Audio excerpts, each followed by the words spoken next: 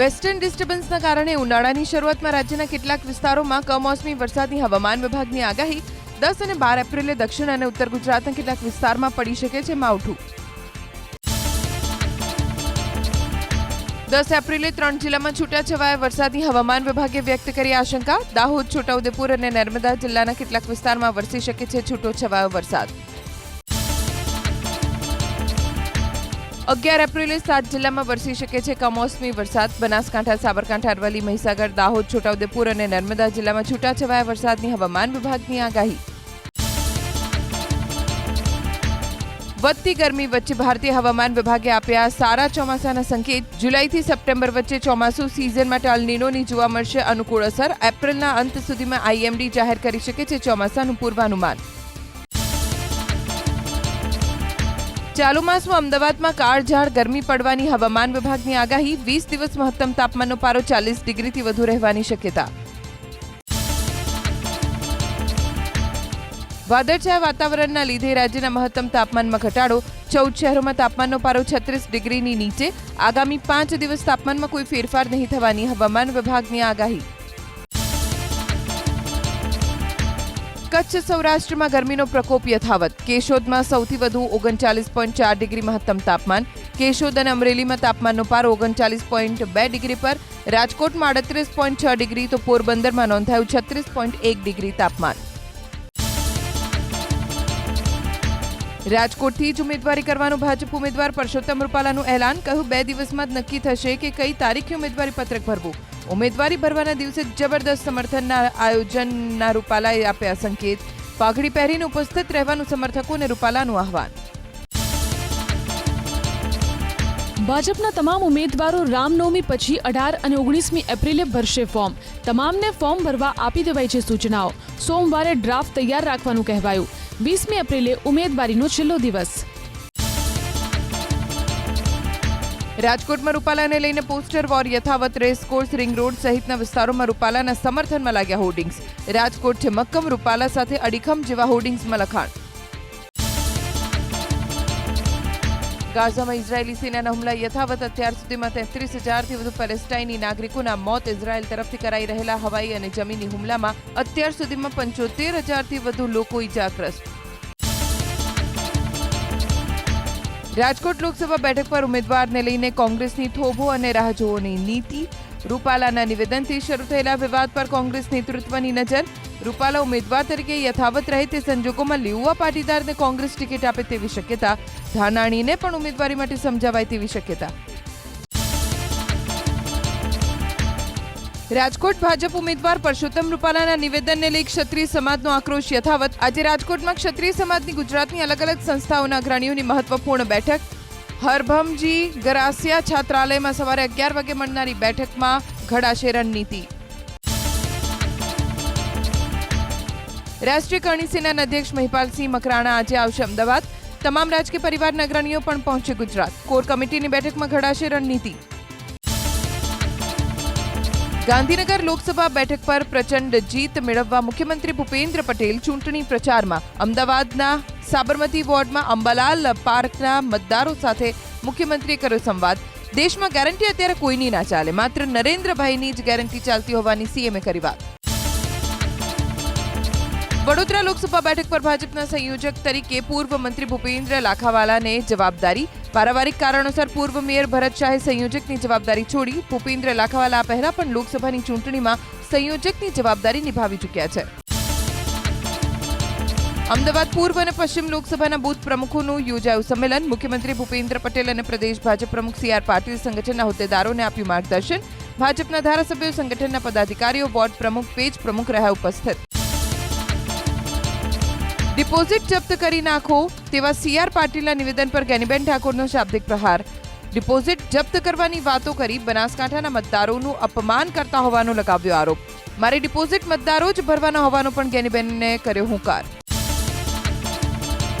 મહેસાણા કોંગ્રેસમાં ભંગાણનો સિલસિલો યથાવત. કોંગ્રેસના યુવા નેતા હિતેશ રાયકા, 100થી વધુ હોદ્દેદારો અને નાગલપુર વોર્ડના 200થી વધુ કાર્યકરોના રાજીનામા.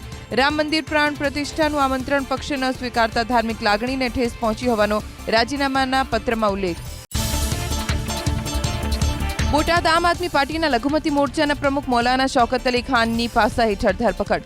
મારામારીના ગુનામાં સંડોવાયેલા શૌકત અલીને સુરતની લાજપોર જેલ હવાલે કરાયો. ભાવનગર બેઠકથી આપના ઉમેદવાર ઉમેશ મકવાણા કલેક્ટરને આવેદનપત્ર આપી કરશે રજૂઆત. પોરબંદરથી ભાજપના ઉમેદવાર મનસુખ માંડવિયાની ઉપસ્થિતિમાં જૂનાગઢમાં ભાજપનું ઘર સંપર્ક અભિયાન. ભાજપ ઉમેદવાર રાજેશ ચુડાસમાના પ્રચારમાં જોડાયા મનસુખ માંડવિયા. ધારાસભ્ય સંજય કુરડિયા સહિત સ્થાનિક ભાજપના આગેવાનો અને કાર્યકરો ઉપસ્થિત રહ્યા.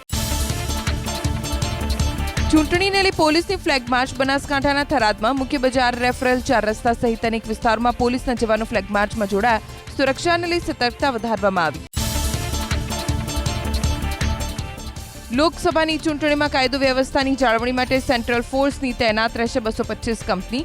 હાલ રાજ્યમાં આવી ચૂકી છે 20 જેટલી કંપની. 1,20,000 જેટલું પોલીસ દળ રહેશે ઉપલબ્ધ.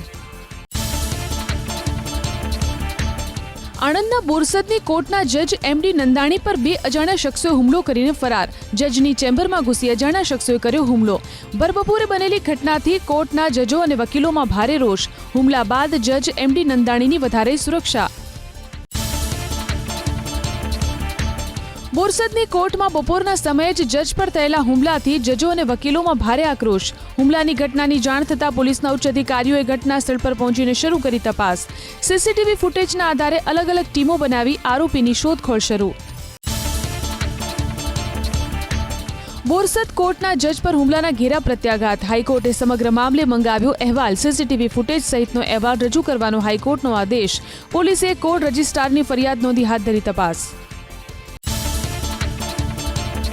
20 લાખના 221 ગ્રામ ડ્રગ્સના જથ્થા સાથે એક શખ્સ ઝડપાયો વડોદરામાં. ભૂતળી ઝાપા વિસ્તારમાં એસઓજીની ટીમે દરોડા પાડ્યા.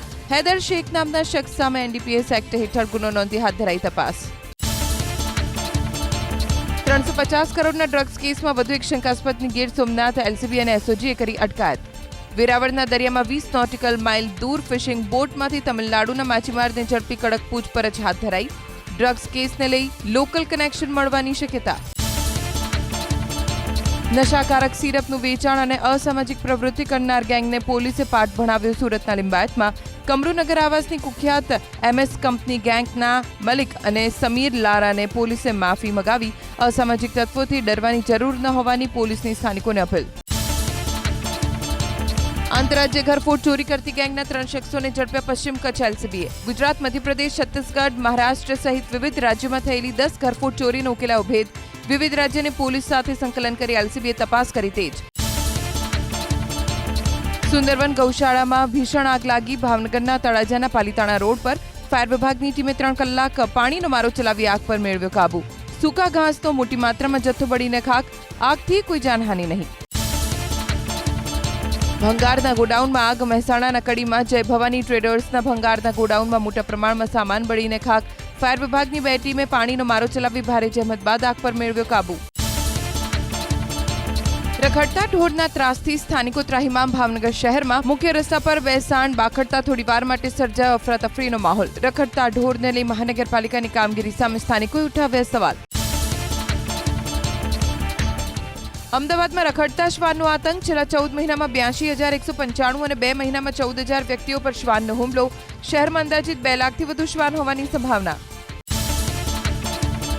ખનીજ ચોરીનો પર્દાફાશ. સુરેન્દ્રનગરના ધ્રાંગધ્રાના ગ્રોમટમાં ઉમિયા નદીના તટમાંથી રેતીના 5 વોશ પ્લાન્ટ, 5 ડમ્પર સહિત અંદાજે 1 કરોડનો મુદ્દામાલ ખનીજ વિભાગની ટીમે કર્યો કબજે.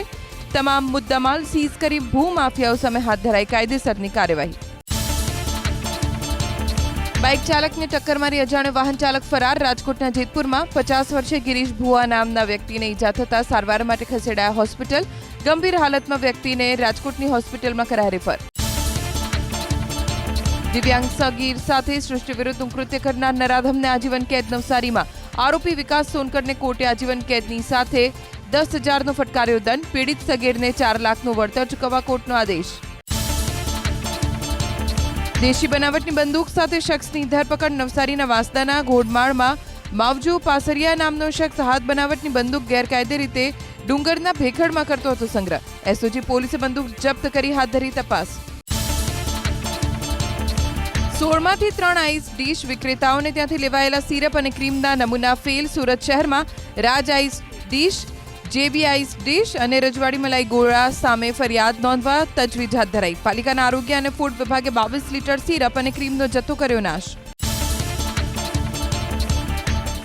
સ્વાઇન ફ્લૂથી 67 વર્ષીય વૃદ્ધાનું થયું મોત. વડોદરામાં બદલાયેલી ઋતુના કારણે વાયરલ રોગના કેસ વધ્યા.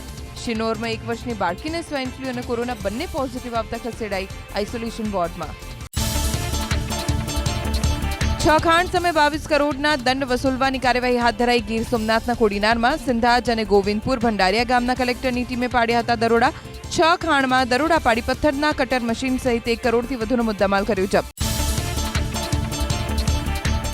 ઓડાના 9 પ્લોટ માટે 8મી એપ્રિલ સુધીમાં કરી શકાશે ઓનલાઈન રજીસ્ટ્રેશન. 15 અને 16મી એપ્રિલે યોજાશે ઓક્શન. 96,020 સ્ક્વેર મીટર એરિયાના ઓક્શનથી 900 કરોડની આવકનો અંદાજ.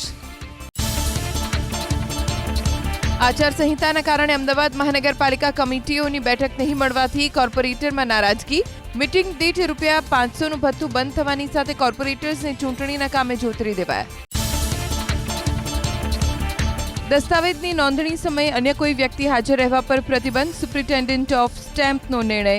મિલકત વેચનાર અને મિલકત ખરીદનાર ઉપરાંત 2 સાક્ષી સિવાયની વ્યક્તિની હાજરીને ગેરકાયદે ઠેરવતો પરિપત્ર. હવે બાળકના જન્મની નોંધણીમાં માતા પિતાના ધર્મની વિગત અલગ નોંધાવી બનશે જરૂરી. કેન્દ્રીય ગૃહ મંત્રાલયે મોડેલ રૂલનો ડ્રાફ્ટ કર્યો તૈયાર. અત્યાર સુધી બાળકના જન્મ સમયે પરિવારના ધર્મની નોંધવામાં આવતી હતી વિગત. અધૂરી અને અસ્પષ્ટ વિગતો સાથેના સરકારના સોગંદનામાનો હાઈકોર્ટે કર્યો અસ્વીકાર. મહિલા અને બાળ વિકાસ વિભાગના એડિશનલ ચીફ સેક્રેટરીને સોગંદનામું રજૂ કરવા આદેશ. વધુ સુનાવણી 2 સપ્તાહ બાદ. પાટણના સિદ્ધપુરની સરકારી આયુર્વેદિક હોસ્પિટલને દુર્દશાને લઈ હાઈકોર્ટ નારાજ. આયુષ મંત્રાલયની બેદરકારી બદલ મંત્રાલયના ડિરેક્ટરને ખુલાસો કરવાના આદેશ. 2 સરકારી વિભાગ વચ્ચેની આંતરિક તકરારમાં પ્રજાને ભોગવવાનું આવ્યું હોવાનું કોર્ટનો મત. ગુજરાત હાઈકોર્ટનો મહત્વનો ચુકાદો. વિદ્યાર્થીના હિતમાં શિક્ષકે મારેલો લાફો આત્મહત્યાનું દુષ્પ્રેરણા ન કહી શકાય. સુરતની સ્કૂલના શિક્ષક અને ટ્રસ્ટી વિરુદ્ધ નોંધાયેલી પોલીસ ફરિયાદ હાઈકોર્ટે રદ-બાતલ ઠરાવી આપી રાહત. આંગણવાડી વર્કર્સને 5G સ્માર્ટફોન આપવા સરકાર ખર્ચે 58.32 કરોડ. ડીબીટી યોજના હેઠળ રકમની ફાળવણી કરવા કેન્દ્રને ભલામણ. પોષણ અભિયાન હેઠળ કેન્દ્રોને પૂરા પાડવામાં આવેલા મોબાઈલ કામ કરતા બંધ થતા નવી ટેકનોલોજીના ફોન આપવા નિર્ણય. ગુજરાત યુનિવર્સિટીની પરીક્ષામાં પેપર બદલવાના છબરડામાં પેપર સેટર્સને નોટિસ. 1 સપ્તાહમાં ખુલાસો આપવા આદેશ. પેપર સેટર્સ સામે લેવાઈ શકે છે ડિસિપ્લિનરી એક્શન. જીટીયુની પરીક્ષામાં પ્રથમવાર સરકારી કોલેજમાં માસ કોપી કેસની ઘટના. ઉત્તરવહી ચકાસણીમાં સરકારી પોલિટેકનિકના 39 વિદ્યાર્થીઓના એક સરખા જવાબો આવ્યા ધ્યાને. વિન્ટર સેમેસ્ટર પરીક્ષામાં કુલ 151 સામે કોપી કેસ. અમદાવાદ સહિત રાજ્યમાં 1000થી વધુ સુવિધા કેન્દ્રો શરૂ કરી. ધોરણ 12ના વિદ્યાર્થીઓને અપાશે નિઃશુલ્ક માર્ગદર્શન.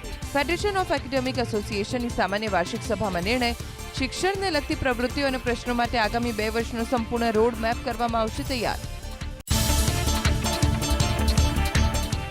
ટાટ આચાર્યની ભરતીના 12 વર્ષ પછી પણ બદલીના નિયમોના ઠેકાણા ન હોવાને લઈને ભારે રોષ.